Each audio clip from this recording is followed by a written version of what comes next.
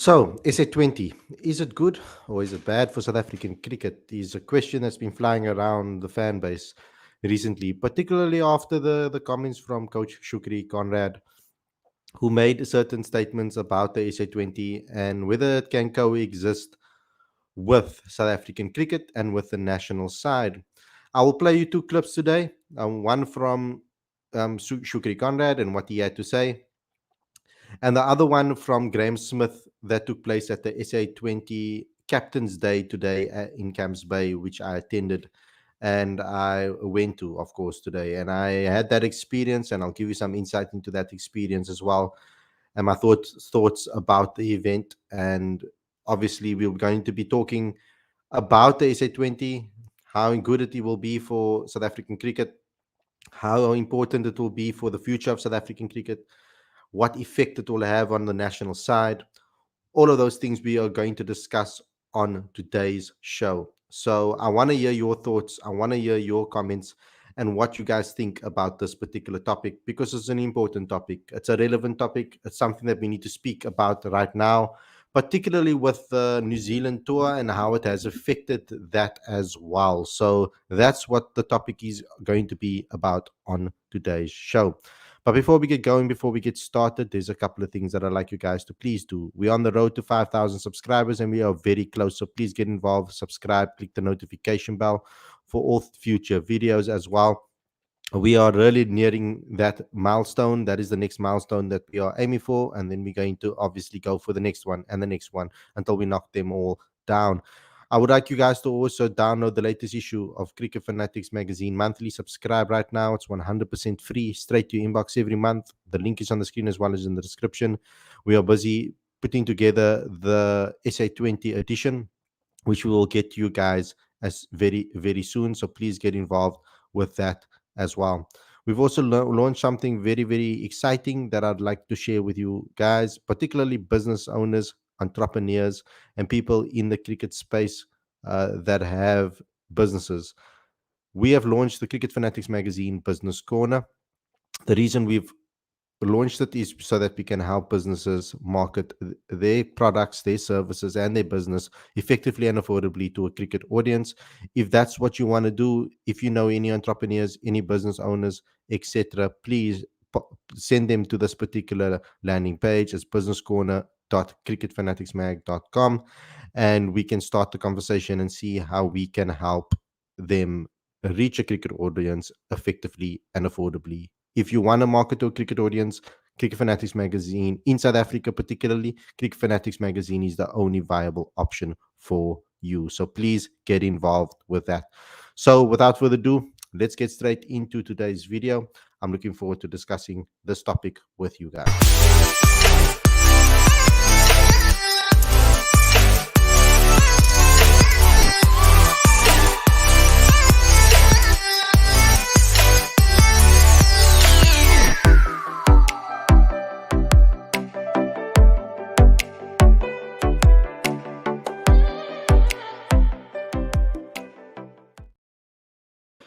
A very good evening. Welcome to Cricket Fanatics magazine. This is your daily show. I'm your host Khalid, and this is the show where we talk about all the major talking points in South African cricket.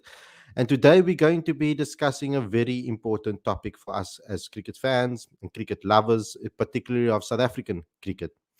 This is what the show is all about. This is what this channel is all about.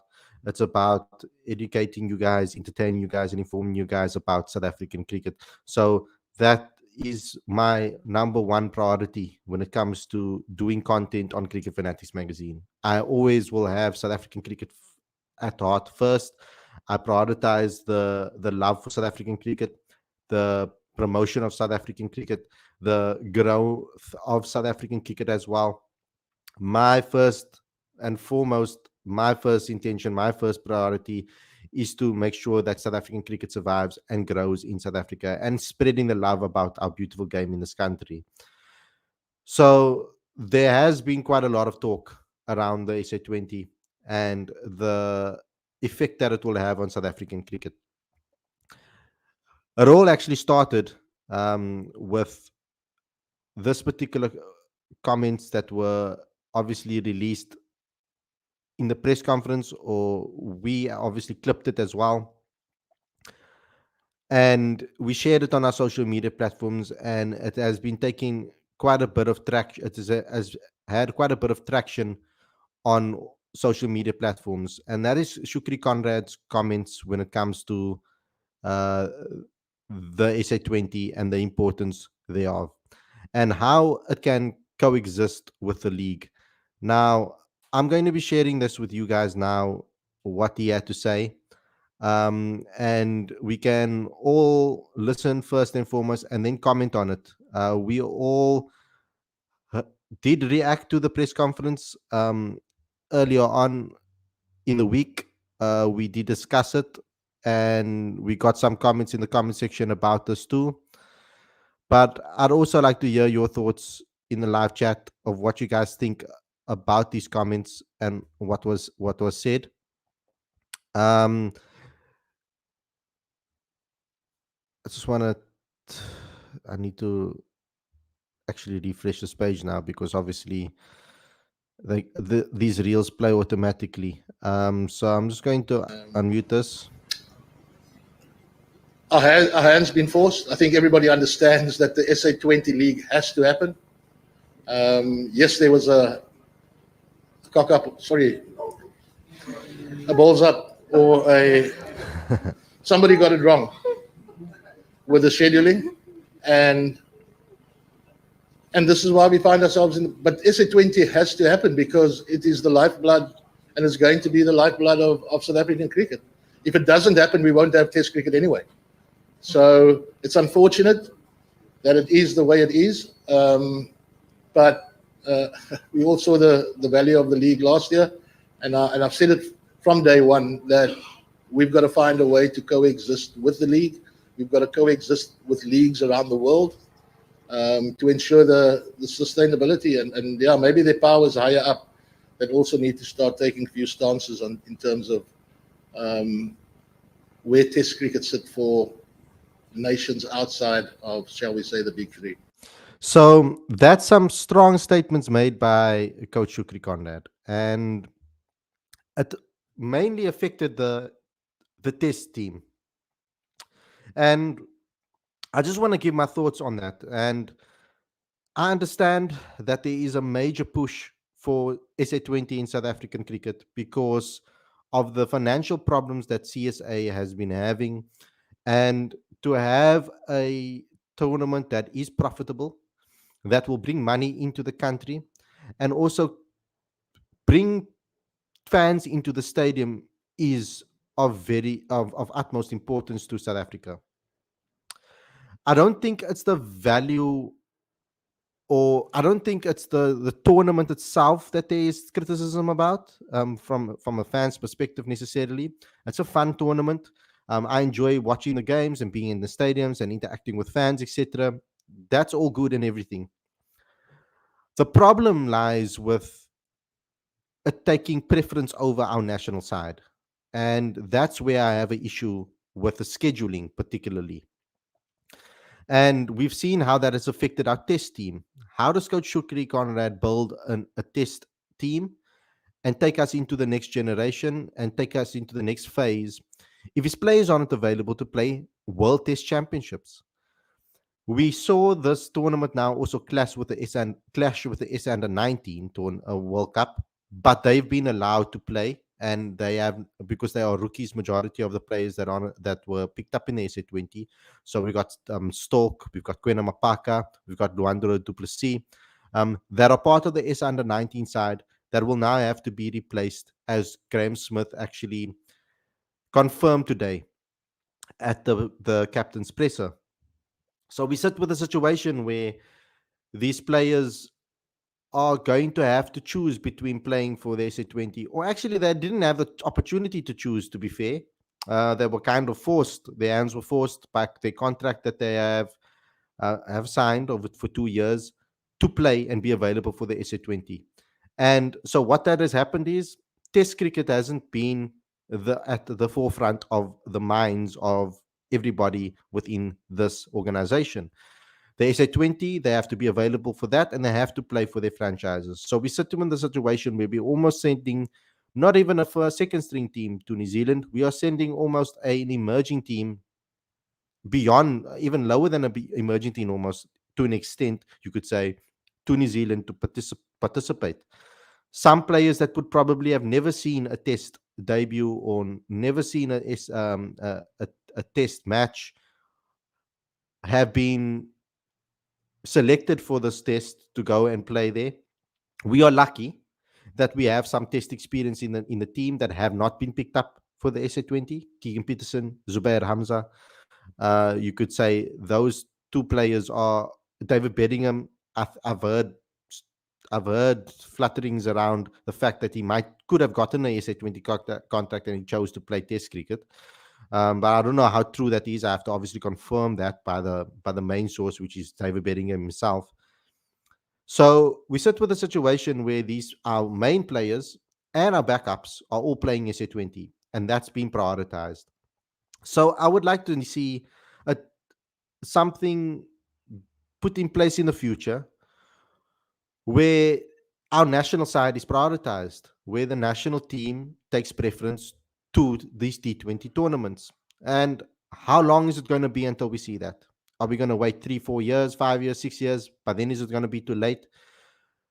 Youngsters are getting a platform now to be able to play in front of big crowds, in front of with pressure on them, etc., which I do understand. But some of them will be playing SA20 before they even play for the national team, or even for a SA8 team, or even for an emerging team, and they're already playing in a major tournament, earning big money.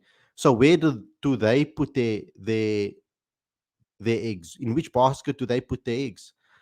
So that's something that we have to look at when it comes to the future of this particular tournament. I think that it is keeping the fans interested in cricket. Definitely, I've seen the stadiums all sold out. How much percentage of those crowds are actually there for the cricket? I'm not too sure. How much of them are there for the nice time and the fun and the vibe? We have to actually do a survey to see actually how many of those people in the stands actually understand cricket or even know about cricket. I've been to quite a few SA20 games. Last season, I traveled to Joburg for the semi-finals. I went to Paarl and I went to Cape Town for majority of the games there too. And a lot of the answers that I got from certain fans was that they're just there for the vibe. They don't really know much about cricket. This is the first time they've actually watching cricket. So we could be getting a new generation of cricket fans also being introduced to cricket.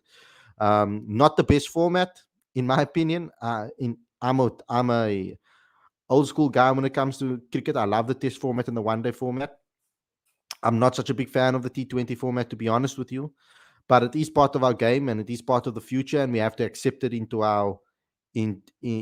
as part of our system and as part of our formats, and we have to cover it because there is a massive group of younger generation of fans that are interested in this game, and we have to analyze it just like we would analyze any other format.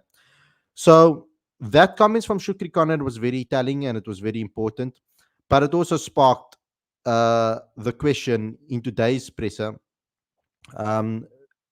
of the captain's presser, and we had the question asked again, this time to Graeme Smith, who is you could say the main representative, the ambassador of the SA20, and he answered the question and gave us his thoughts on this particular tournament. Working and how do you want the national team to benefit from the SA20? Yeah, I've said a lot that I think in a number of years' time, 3-4 years' time, I think that giving South African players this platform, certainly will benefit. We've seen the IPL and the amount of talent that's come through in India. I think for us, that's something where I spoke about the franchise, the expertise they're bringing in, the type of coaching, medical fitness, and exposing players to playing in front of big crowds, international production on a daily basis. Our top domestic players don't get that, so this platform that they're going to have over the next 4 weeks, 5 weeks is huge. And we want to see some incredible storylines come out of the cricket over the next few weeks. In terms of scheduling, it's never ideal to have what's happened, but I think over years we will get better that's why I said 20 is a 4-week tournament in a whole year. So I truly believe that you can coexist. I think there's been intent from Cricket South Africa to say that this product is important to us and we need to give it the best chance to succeed. I think that's the case. And to have our best players available for the next coming weeks is very exciting for the tournament. Very exciting for the tournament, I agree, but not very exciting for South African cricket when we are sitting with a situation in Test cricket where we can't send Kaiji Rabada, Aiden Markram, Lungi Ngidi, Gerald Coetzee, Marco Jansen, all of these guys, Kyle Verreynne even now, Tony De Zorzi as well now. They've just started their Test careers and now we don't have that opportunity for them to continue playing. They only play again later on in the year. So Test cricket is not being prioritized here, and I think it's the best format in the game, and it needs to. 4-day cricket is the ultimate lesson, and it's the ultimate format for our youngsters to learn about this game. They learn strategy, they learn patience, they learn stroke play, they learn how to be. They learn stamina. They learn about stamina, and the endurance will increase by playing 4-day cricket. They learn about conditions. They learn about consistency. All of these things are taught to youngsters in the 4-day format. I've seen how Deva Brevis' game has really developed by him playing 4-day cricket right now. He knows now, from what I've seen him, when I've seen him play, to leave a ball, to play defensive shots, to be patient for the bad delivery. All of those type of things will help his 1-day cricket game. And I just feel at the moment that with this tournament that the shorter format is being prioritized, because I know that we're desperate to make some cash. And I'm just afraid that we are going to lose the interest in the longer format, which is the most important format for South African cricket. And I think we need the longer format for the survival of cricket in South Africa. Yes, we can find a way, and we should find a way. It is possible to find a way to coexist with the SA20. The IPL is great, but the IPL doesn't affect the national team at all. You're not seeing situations where the IPL is being played, but there's a test that the players need to go to, and they are skipping the tests for the IPL. That doesn't happen. We don't see that for the Big Bash League. We don't see that for the Caribbean Premier League. We don't see that for any of the other global leagues in the world. They are not having to pick a tournament over playing for the national side. So the scheduling needs to change, and there needs to be a priority on the national side. In my opinion, that's what I believe. I don't know why South Africa has to compromise, and how the national side has to compromise. We have to compromise for the IPL, and we now have to compromise for the SA20. And I don't like that. Personally, that is my opinion on that. It's not a dig at the tournament at all, because I think it's brilliant the way the tournament has been organized. I think a lot of hard work has gone into providing entertaining content for fans to be invested into this tournament. A lot of money has been put into organize these events, etc. And I think that they've done a great job in setting up these tournaments and making it entertaining for the fan base. The only criticism I have is that it's affecting our national team, and currently. And I don't know how many years we're going to have to wait for it to stop doing that. So that is my opinion on the SA20 so far. And obviously, I would like to see some more opportunities given to us as media houses, etc., with regards to getting access to the players and being able to interview and them, learn from them, and hear from them. I don't think that there's enough synergy between the teams and the local media houses in South Africa who have to cover this tournament tirelessly. It's a very, very difficult tournament to cover because there's games back to back and you have to cover all of these things, particularly for us at Cricket Fanatics, man, we cover all the teams. We don't only focus on one. So it would be nice, obviously, from that perspective, from a media perspective, for us to be able to get more opportunities to be able to bring the players closer to the fans so that there's a better connection with regards to that.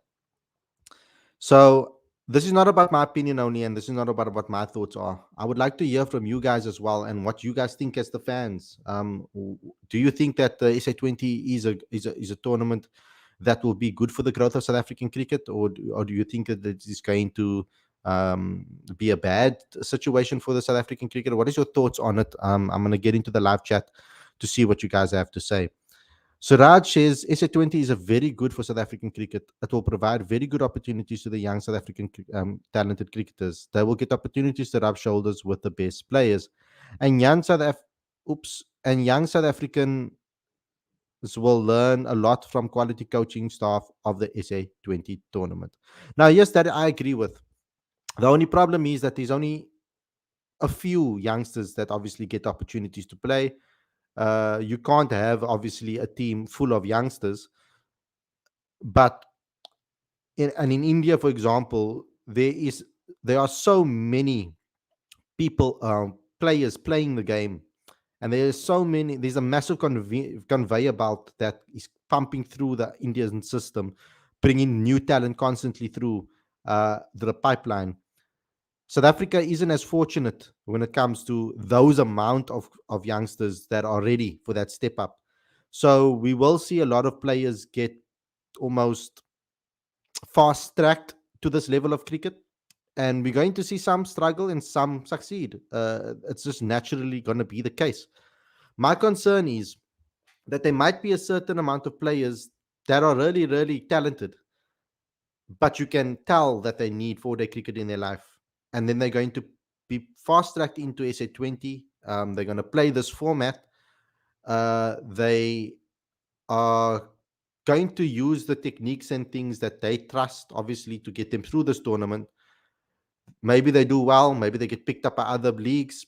And I'm concerned that maybe some players might start prioritizing T20 cricket over Test cricket or over 4-day cricket. And they'll realize that, oh, but I can make money just flying around the world playing T20 cricket. Do I really have to play other formats, or do I really have to play for my country? That's a little bit of a concern for me when it comes to the T20 franchise world that we live in, with the amount of money that's been pumped into it and the amount of money available for players. I hope that doesn't happen to certain players. I hope that the hunger in our younger players still remains to play the longer formats of the game, which I think are the most important if you want to play for your country. So that's something that I really hope that will happen. And I hope that the youngsters also understand that 4-day cricket is important. 4-day cricket is important for the development of their gaming and their mentality and everything with regards to the sport. It's going to teach them all the lessons that they need to know about cricket, and I hope that they realize that, and they do take strong measures to make sure that they can make their debuts, or they can come through the system into the 4-day arena to try and live that dream of playing Test cricket. And I hope that dream to play Test cricket will remain within our younger cricketers. I hope that they don't lose that desire to want to play the longer formats. Superhero Riser says, hello, how's it, Superhero? Hi, Sabir. Superhero says he's supporting JSK. Suraj says, is John Duplessis trying to qualify for Namibia? Because I've seen him playing from Namibian team in the SA20 practice match versus JSK. If he chooses to play for Namibia, then it will be a huge loss for SA. I really don't know. I can't answer you that question. Wesley says, we have to remember this is not just a sport, but a job for cricketers. SA cricket needs the cash. We don't even have full-time ground staff for test venues, he says. And I do understand that. And I do understand that that cricketers also need to make money from this. But ultimately, only the real big superstars will will make a lot of money from this tournament. Not everybody is going to get a massive contract and earn millions, So the main guys will. We saw, I think, an anomaly last season where Tristan Stubbs, for example, went for a hell of a lot of money. Marco Janssen, those youngsters did, but they're exceptional talents. The younger guys that draft their names in and get picked up maybe for a small fee to fill a spot in a squad, how beneficial will it be for them if they don't even see a game? Tushar says there is no doubt SA20 will provide financial support to South African cricket, as well as tournament like this will also increase domestic opportunities in South Africa, says Tushar. I'm really hoping that will be the case. Lawerence says, guys don't want to only be available for 6 tests a year. That's pretty pointless. We'll lose a lot of more players to test cricket if that's going to be the case. And like we did today, Heinrich Klaasen has retired from test cricket. He's decided to hang up his whites and not play test cricket anymore. And that is a shame. He was in the test squad recently. I'm going to read out the press release to you guys so that you can see what was said from his side, so that you know what took place. Proteas wicketkeeper batter Heinrich Klaasen has today announced his retirement from Test cricket. The 32-year-old steps away from the red ball format after featuring in 4 matches for South Africa between 2019 and 2023. He made his Test debut in India and went on to represent the country in Australia and twice played against the West Indies last summer. He also played 85 first-class matches. We amassed 5,347 runs at an average of 46.09, including 1,200s and a career best of 292 for the Multiply Titans in CSA 4-day series. Speaking on the decision, Klaasen said, after a few sleepless nights wondering if I am making the right decision, I've decided to retire from red ball cricket. It's a difficult decision that I have made because it is by far my favorite format of the game. The battles that I have faced on and off the field have made me the cricketer I am today. You see, guys, it has been a great journey and I'm glad I could have represented my country. My baggy test cap is the most precious cap I've ever been handed. Thanks to everyone that has played a part in my red ball career and shaped me into the cricketer I am today. But for now, new challenges awaits and I'm looking forward to it. Cricket South Africa's director of cricket, Enoch Nkwe, added, it is tough to see a player of Heinrich's caliber step away from red ball cricket, but we respect his decision. We're looking forward to seeing him excel in the white ball arena and continue to make valuable contributions to South African cricket in the years ahead. Now, I don't know if they're saying all red ball cricket, including domestic cricket, because I think that a player like Heinrich Klaasen is very valuable within our domestic setup. So we're going to see a lot more of this type of things happening. We saw Quinton de Kock give up test cricket very early. We've now seen Heinrich Klaasen do the same. I hope that this is not going to become a trend, that we lose our experienced guys to the red ball format still early in their career. That is a massive shame.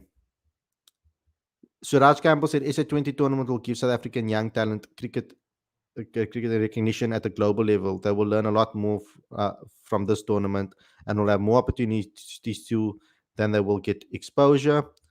Wesley says CSA has been allowed to bring SA cricket to its knees with gross mismanagement. Foreign investment is urgently needed. Tushar says, what in case of John Duminy, man, he can be a full potential for the Proteas in the future, particularly classic test middle order player. I would like to see John Duminy play in the Division 1 and get a Division 1 contract, because then I think he'll be knocking on that door for a SAA call-up again, and then possibly for the Proteas in the future. Because of SA20 tournaments, South African players will learn to play under pressure at big platforms, and they will learn how to handle pressure on bigger occasions, and it will help them for SA, says Suraj. Depends how seriously they take it, if they see it the same way. Wesley says, also, it's clear that the new generation is not interested in test cricket. If that's the case, we test lovers can protest all we want, but the bottom line speaks the loudest, says Wesley. Matt92 says, if we can get 8 to 10 tests in a calendar year, that would be great, as that should be the ideal amount. And that is something that we need to work on, getting more test cricket. We need to play more test cricket. It's definitely the case. And I'm hoping that the finances that they make from the SA20 will be invested back into the domestic setup and also into the national setup with regards to us being able to afford to host more test matches. Lawerence says the value of the league is not the issue. What it means for test cricket is. Yeah, and that is my major, mainly my major concern is how it's going to affect our test national side. Matt92 says SA20 is necessary from a financial side, but CSA also needs to prioritize tests. I'd rather see less ODIs to make way for tests. There should be a balance. We need to find that balance and strike it very soon. The SA20 also has benefits to the national side, says Sabir. Lorenzo says, look, we definitely need the SA20 as it will enhance our game financially. But in my opinion, test cricket should never be used as the back burner. Both SA20 and test cricket can coexist. Less T20Is, more tests. And it should be possible to coexist, and it needs to coexist. I'm not saying that we should get rid of the SA20. No, not by any means. It's a very important tournament for the South African cricket. I don't want it to be, though, at the detriment of Test cricket. I think that the Test format is the best format. It still is the best format, in my opinion. And I still believe that it is the format that really, truly tests a player's ability, mentality, etc. We can't force it, though, on the newer generation if they can't concentrate or they can't sit through a test match. It does last, well, these days it only lasts up to 4 days. Very seldomly do you see a test last 5 days these days. And I think as the game gets quicker, as players play more T20 cricket, you're going to start to see that affecting their techniques as well. There were certain dismissals within the test matches as well that you could say could be down to perhaps T20 cricket, but that's an easy diagnosis and a lazy diagnosis to make when you can say that. Like, for example, when players play with hard hands in test cricket, it's almost like they've been programmed to play a certain way to excel in T20 cricket, and it kind of creeps into the red ball game. I actually asked Aiden Markram today about how he shifts from the different formats. It's difficult. I think that in theory it should be difficult to switch from test to T20 to ODIs, etc. Maybe not so much into ODIs, but from tests into T20 and T20 into test matches, because your brain programs certain movements and muscle memory will remember certain things, and your reaction to certain deliveries will be different if you're playing in a test match to when you're playing in a T20. You might play a completely different shot in the situation if you were in a test match to when you're in a T20. So I do think that there are a lot of work needs to go into players being able to find mental techniques or mindset techniques to be able to make that shift from T20 cricket into red ball cricket. Suraj says, man, Steve Stokes is very talented, destructive player, man. I really like his batting along with Luandre Pretorius. Wesley says, ICC is not prepared to step in and hold boards to account. So what can we do? If T20 can keep cricket alive, then have to embrace it. Newlands not having a pro groundsman changed my mind on T20. Lodrick says, CEO of CSA signed the SA20, I think you mean. Matt92, I won't be following the SA20, but it should exist, but not at the expense of tests. Lorenzo says, I personally feel T20Is are pointless. There's already so many T20 leagues around the world. So still playing T20Is doesn't make sense. You can still select your best T20 players for T20 World Cups. That is actually quite an interesting point. And it isn't a bad point at all. But at the moment, T20I games are selling out. And as long as they are selling out, bringing crowds to stadiums, it's going to be a moneymaker as well. So to add that into a series, it helps promote the other formats in that series. So I can understand it from that point. But you make a fair point over there. Because the T20 World Cups are bringing in a hell of a lot of viewership from around the world. So we can't get rid of the T20I World Cup, which I know you're not suggesting. But reduce T20Is, I mean, you could have almost like a fun, like a curtain raiser T20I before a series starts. That could be an interesting mentality going into the future. But isn't that might be a waste of time or money, etc., to display one T or two T20Is, etc., for a series. I don't know where I sit on this particular topic on T20I cricket and reducing the number of T20I games. I do see a difference in T20Is and franchise cricket, like the leagues.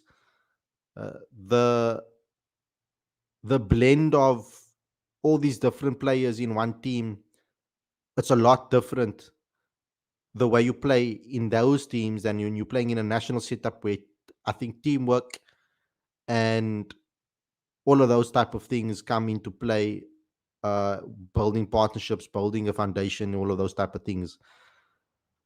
But it is an interesting topic to maybe have in the future of thinking on how we can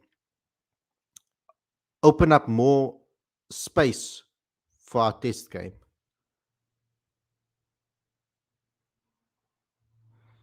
So Raj says, no man, not an emerging team. You have players like Olivier Dane, Peterson, Hamza, Dane, Patterson, Zondo. If they fail to perform, then we can say that they're just domestic bullies and not good enough. Yeah, when I say players emerging team, I meant the players that would have been available for this particular tournament, not the actual SA team that was selected, but the players that were available who were left over for selection for this particular test series. That's what I meant. I might not have communicated it correctly. Matt 92 says our home summer should be 5 or 6 tests. 2 is not good enough. Lodrick says CEO of CSA signed for New Zealand tour without checking the clashes, says Neil Manthorpe. Lorenzo says playing ODI and Test cricket should be the ICC's main priority. That's the only way we'll save those two formats of the game. 100% agree with you. Lawrence says, I see some accounts on X always having a go at guys like me whose stance is very much test should not be any less. Get flack because we stand up for the purest form of the game. That's weird. We need more people who fight for test cricket. And I'm one of those people that wants to fight for test cricket. I still think that it's a very important format. That and ODIs, I think those two formats are very important to this game. Cricket is built on that. Cricket is built on time, patience, skill, strategy. I don't want to just see bashing, walking out in the middle and swinging your bat and hitting sixes. I think cricket's more than that. It's about outsmarting the opposition. It's about building a strategy. It's about putting traps in place to be able to outthink your opponent. And I think that test cricket, you can do that the best because you don't have like restrictions in the field, etc. So you can really strategize and put 5 slips in if you want to, or put players right on top of the batter if you're bowling a spinner, and doing things that are going to throw your opponent off. I like the strategy aspect to the game. That's what makes cricket such a nice game, is the strategy aspect to it. The being able to outthink your opponent and put a strategy in place to be able to beat your opponent's attempts at beating you. So I like that. And I think ODI still has enough to it to be able to use those strategies. But I think that in T20 cricket, there's so many rules around it to make the game quicker, and the power play and the amount of overs that you bowl. It's kind of just a bowl and bash type of format, go out there, try to hit as many sixes as you can, get the score as fast as possible. It's fun and entertaining for when it until it lasts, but I think that it's taken a lot of the strategy out of cricket, um, the thinking and what makes cricket so special, in my opinion. Lorenzo, Cape Town and Paul probably have the most educated cricket fans. Definitely Pretoria fans as well. Matt 92 says, I won't go to an SA20. I went to a SA20 game last year at Newlands. I didn't enjoy it. Was too short. The game flew by. You can't get immersed in a T20 game the way you can with tests. And also for fans to interact with each other and like sing together, and like test cricket for me, it's when you're watching it in the crowd and everybody's together and you're there for the whole day, and the game is maybe the crowd reaction is different. It's it's more engaging. Like you have more time to interact with your fellow fans and get to know them and make new friends and etc. And communicate and really connect with your fellow fans. I think in SA20 you can't really take your eyes off the game. It's constant action, and you could miss something. I think Test cricket and ODI cricket, it's just a perfect synergy for you to be able for a fan to be able to really enjoy your time at the ground, soak in the environment, and learn about the game, but also be able to communicate and make new friends and engage with your fellow fans in the crowd.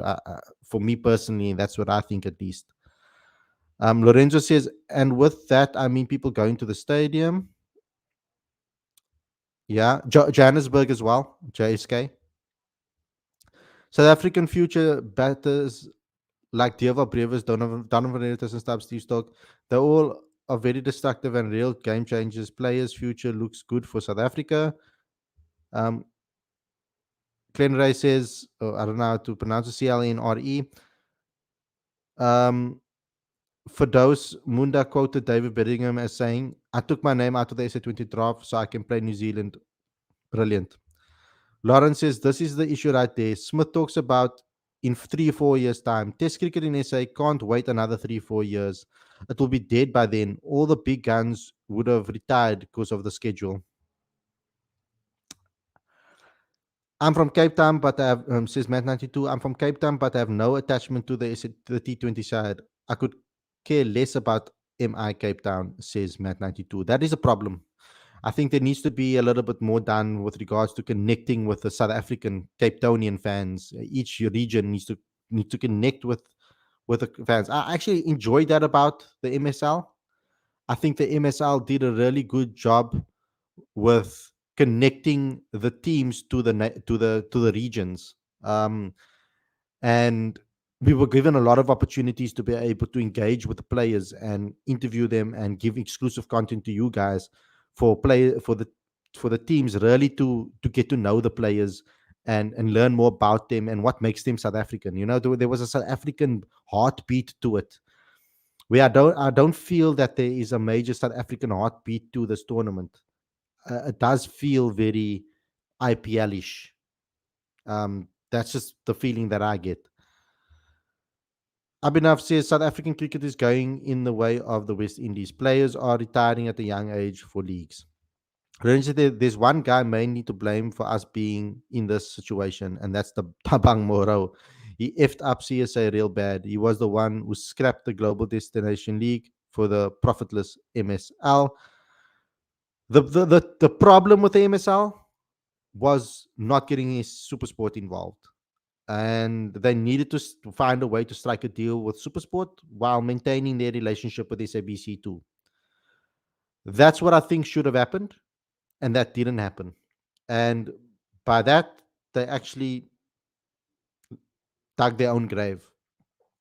But the concept of the MSL, the feeling that I got at the MSL, I really, really enjoyed it. But this is now a different tournament, and it gives a different vibe to that.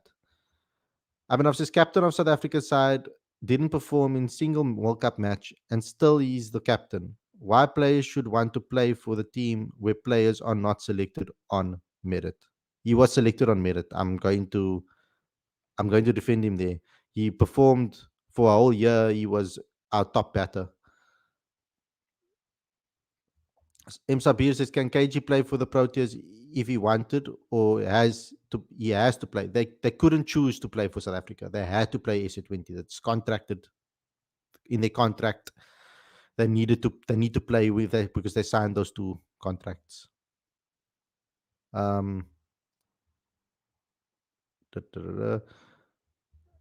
CSA should we be telling contracted players that they must play SA20 rather than in tests. It wasn't CSA, it was the tournament actually, but they had no choice. Khalid, brother, IPL have 10 teams tournament. SA20 should have at least 8 teams. That's true. I think they will eventually develop into 8 teams. Lorenzo said the SA20 can be played between October and November in order for the Proteas to have a proper full summer of international cricket. 3 tests and 5 ODIs like it was in the past. That's a proper summer. I like that idea. I mean, the MSL was played in that period. So I hope that we can find a way to integrate that and find the scheduling that works for both. Some players are already played 4 or 5 leagues a year. I think there should be a limit. Otherwise, don't play international cricket. I think there should be a compulsory between playing 2. Like, not compulsory, but there should be a limit of 2. I think you should be allowed to play IPL and SA20, or one other league and SA20. Is it necessary to play in all of them? Unless if you're a contracted player, I'm saying. Unless if you are a freelancer. Katik says, if they're benefiting from SA20, then they shouldn't host international T20s instead of the play more tests at home. That is a good solution. Matt 92 says 3 tests is not enough for a home summer. Munir Sunday, thanks a lot for the super chat, bro. Appreciate it. On what basis was Stubbs selected in the last test? If I look at it from my perspective, it seemed like the coach was thinking about when he's going to be able to see Stubbs play test cricket. And we will be seeing KP and Zubair Hamza in New Zealand. They play the SAA games and they are in good form at the moment. And if he didn't give Stubbs an opportunity in this particular test, then when would he get a chance to see Tristan Stubbs again in another test environment? So I think that was maybe the thought process. He didn't cover that. Actually, no one actually asked him that directly. What was the reason for Tristan Stubbs? The only thing that Coach Shukri said is that he apologizes that he had to he apologized to Tristan Stubbs for having to give him a chance to play in those conditions. Lorenzo says, Khalid, I see Newlands is all over the news in terms of the maintenance of the ground. Is it really that bad? Isn't Newlands run by the city of Cape Town? I heard it's rat infested. Bro, I don't want to talk out of my second home, but yes, a lot of investment has been done or been made into redeveloping Newlands and to fixing it. A lot has been done. I think the problems that were at Newlands some of them have been fixed. For this test series, at least, I'm happy that they got that cleared up, but it was dilapidating. I've heard some fans and I've heard some people joke that it's like Old Trafford, and you guys know that Old Trafford is dilapidating at the moment. So yeah, it has been quite bad, but they've fixed quite a few of the problems at the moment. The seats at Newlands need to be replaced. Lawerence says to pretty simple, he was in the form and deserved that opportunity. Scored runs for both SA and Warriors on 4-day cricket. And I think yes, that form is one thing, but I think also it was about when will he get a chance to blood Tristan Stubbs in and see what he can do at a test level. We don't play enough tests to be able to blood him in, so that was also possibly the mentality. There is another train of thought that because Hamza and KP are playing in New Zealand, it would have been a good decision to play them against India to get some game time under their belt before the New Zealand tour. So Raj says, I don't blame Klaasen. He only played 3 to 4 tests in his career. Munir says, Lawerence Bailey, wasn't there any other first-class cricketers who are consistent for multiple seasons? He's done really good. He's done really well now for the last 2 seasons, I feel. Tristan Stubbs, he's really developed his 4-day game, and I think he also plays the format in a way, with a mentality that Coach Shukri likes, perhaps. Real G says, are the financial struggles in SA cricket due to lack of popularity, bad administration, or weak rand? All of it. Bad administration put us in the situation, but I think also the popularity of the game. You can see by Cricket Fanatics magazine, we are a majority South African cricket fan channel and publication. I've worked really hard to try and grow a South African cricket audience. Yes, we do have some cricket fans that are South African fans, some Indian fans, and some Pakistan fans, and from other parts of the world that are South African cricket fans that follow us. But majority of the numbers come from South African cricket. South Africa is a type of nation that I've come to see that we support a winning cause. It happened with the rugby as well. I went to Stormers games, etc. when South Africa was in a bad spot, when the national side was in a bad space, losing matches like 50 odd, 50 odd 0 and to like major nations and losing hard against the major nations. The popularity of rugby also decreased. Stormers weren't doing well in the Super Rugby at the time. The stadiums were empty, and I never saw that as a kid growing up. I never used to see an empty stadium for Newlands when it was still at Newlands for a rugby game ever. It was always packed out, close to fully sold out. And then when the South African national side started doing badly, when the South African franchises started doing badly in those tournaments, the the popularity of rugby, I wouldn't say the popularity, but the support for rugby decreased significantly from going to the stadiums. I do think it's important for the national side to win. If the South African national side starts winning games more, we will see a larger, particularly World Cups and ICC events, we will see an increase of popularity for cricket in South Africa. I do think that sport in South Africa is split up between rugby, cricket, and football. So some fans are fans of all, some fans are only fans of one, some are fans of two. So some are fans of none. But when it comes to supporting for fans that support sport in this country, you will find those type of mixes. You don't often find a South African fan that is only fan of cricket, because cricket is not our only sport. We are big supporters of rugby, football, and cricket, and majority of fans will support all three. We can see that the popularity in certain groups for the national side in football as well, even though they still sell out stadiums with regards to the national Bafana Bafana, there is not as much of a diverse support and following for the football team. So that will also improve with winning.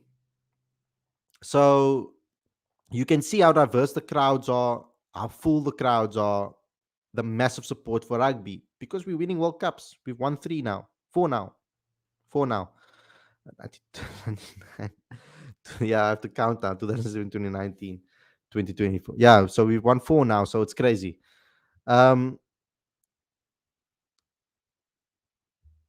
That's the answer. If players don't, Matt 92 says, if players don't want to play tests, then select and invest in players who want to. Fair enough. Also, another good point.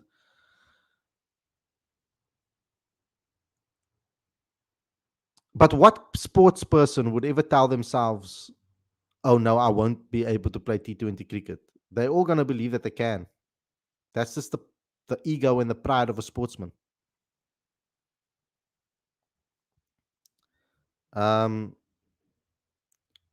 Macmillan says, oh, so Luntu says, is Magala still injured? Yep, he is.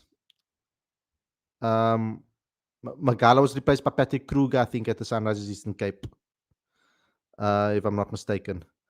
Macmillan says, T20 has dumbed cricketers down. Such a lazy format. Maybe football should just be 10 strikers, no defenders, and no goalkeepers. That will make football better. Wesley, thanks a lot for the super sticker, brother.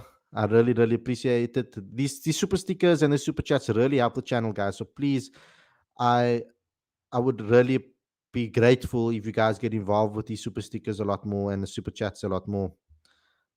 Nostalgic Malu says, those who are saying SA20 pointless doesn't understand the financial aspect of South African cricket and how badly they need SA20. I don't think SA20 is pointless. I never said that they do, that it is pointless. I said that it's important for the financial situation that South Africa is in, and we need to have it, but we need to find a way on to allow it to coexist with the national side and Test cricket, because I don't think that the detriment of Test cricket or the fall of Test cricket is going to be good for cricket as a sport. Luntu says, I hate T20 cricket, but that's where the money is, unfortunately. And cricket at the moment is revolving around T20 cricket right now. I don't mind the IPL, but it's low-key starting to get out of control.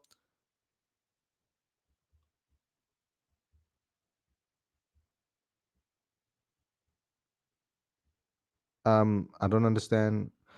Macmillan says, Test cricket is like chess, strategy, skill. T20 is like one of those mindless kids games at the arcade where you hit the frog on the head and whatnot, mindless garbage. Pratik says, Klassen is a big loss for SA. Will there be more such players to follow? I hope not.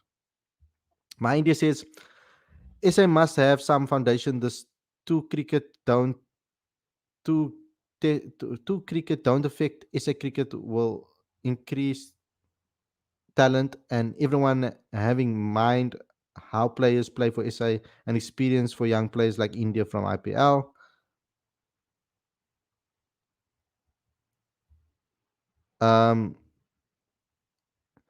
Why do we need? Wesley says, why do we not have neutral test venues for SA to play tests? England love test cricket. Would they not be open? Pakistan played in UAE for a while.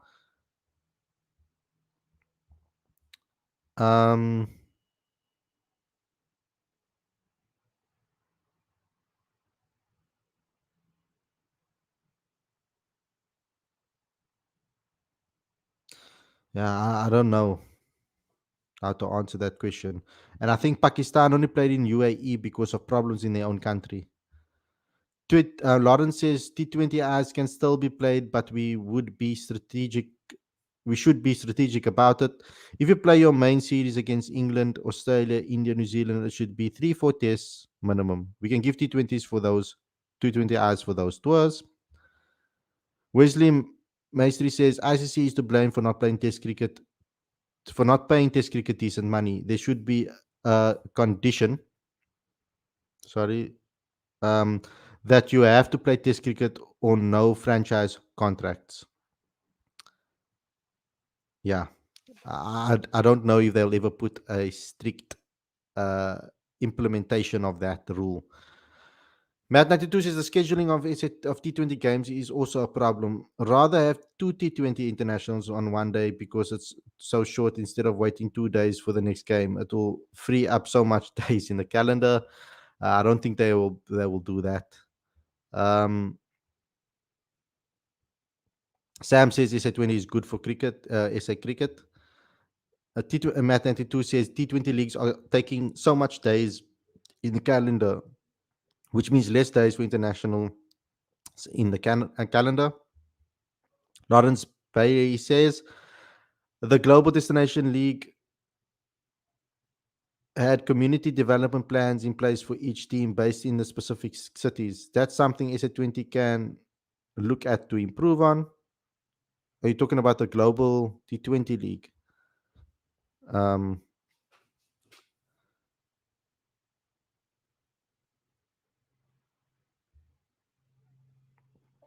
Wesley says, what about breaking up international squads? White ball squad and red ball squad can play around the same time. England tried it last year. You know, that's not a bad idea if we. That's actually not a bad idea for development. I'm come to think of it now. If we, I know we have a lot of players that play cross format, but you could, like for example, Riza Hendricks plays white ball cricket, right? He can be your senior guy in the ODI team,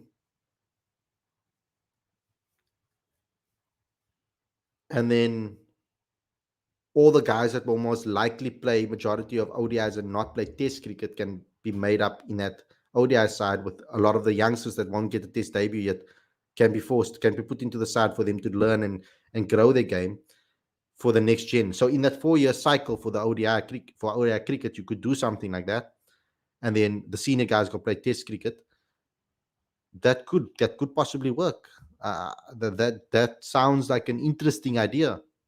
I don't think it's a bad idea, actually. If I'm thinking about it now, if it can be, but a lot of planning and strategic planning and scouting needs to take place for that.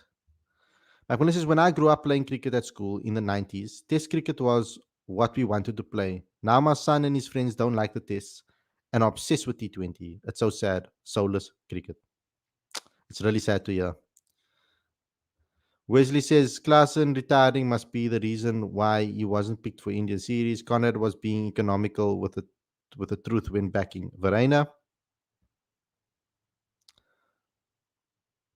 Sam says, hope from this SA20 Rob Walter will select best all-rounder for Proteas like Ethan Bosch, Michael Pretorius, Pius Wonderful, Andile Semalani. Hope they get rid of Andile Pekrequire. He's so poor, says Sam. Let me get some of the guys that I haven't read from today. Saif says SA under-19 team looks like a Uganda under-19 team. Okay, I don't know why you are saying that.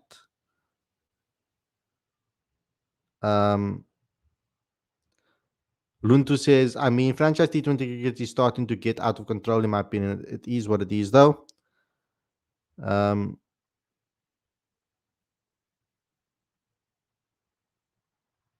And I'm going to